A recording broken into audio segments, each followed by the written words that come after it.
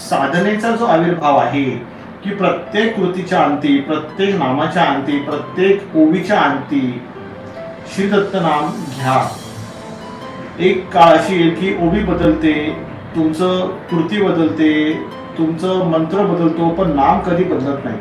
Even Sabri मंत्रामध्ये सुद्धा, शाबरी मंत्र जो आपल्याकडे होतो त्याच्यामध्ये सुद्धा श्री दत्त नामाचं त्याच्यामध्ये स्मरण असतं. प्रत्येक मंत्राच्या शेवटी कुठलाही मंत्र असू दे.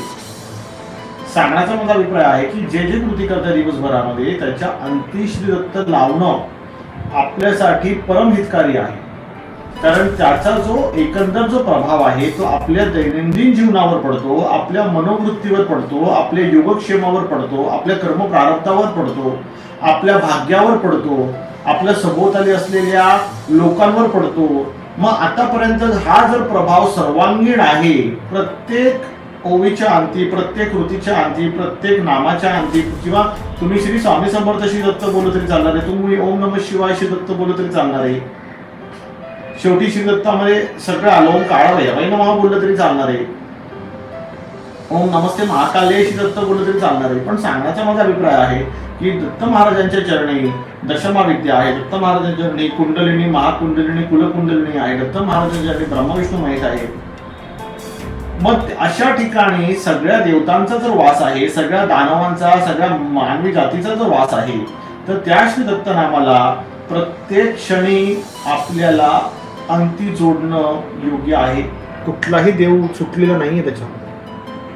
सगळे देवता श्रीदत्त नामामध्ये येतात, प्रकृती पुरुष श्रीदत्त नामामध्ये येतात, ब्रह्मा विष्णू महेश श्रीदत्त नामामध्ये येतात, दशमा विद्या श्रीदत्त नामामध्ये येतात. सगळं येतं.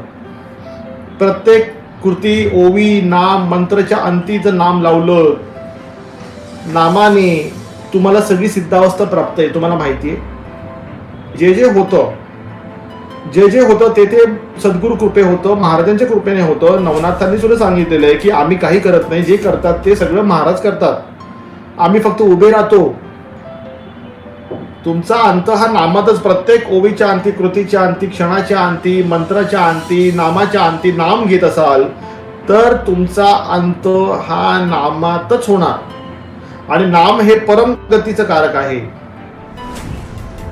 नाम हे परमगतीचं कारक आहे. नाम हे कैवल्यपदाचं कारक आहे. नाम हे परममोक्षाचं कारक आहे.